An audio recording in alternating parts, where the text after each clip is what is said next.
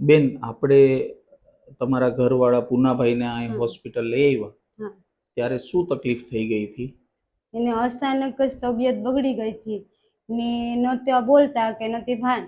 પછી એનું અડધું અંગ રોકાઈ ગયું હતું, જમણી બાજુનો હાથ પગ ને કાંઈ છૂતી નથી. પછી અમે તાત્કાલિક 108 બોલાવી મારુતિ હોસ્પિટલમાં લાવ્યા છે. અત્યારે બહુ સારું છે.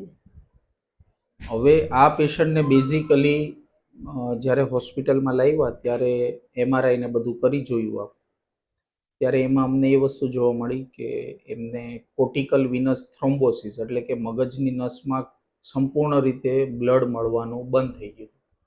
પણ આ કેસમાં ચેલેન્જ એ હતો અમારા માટે કે બ્લોકેજ તો હતું જ બ્લડનું, પણ સાથે સાથે હેમરેજ પણ થઈ ગયું હતું. એટલે જે કોઈ પણ સારવાર અમે કરી છે એમાં મુશ્કેલી ખૂબ હતી કે એક તરફથી બ્લડ પતલું કરવાના ઇન્જેક્શન્સ દેવાના હતા અને બીજી તરફથી ઓલરેડી હેમરેજ હતું.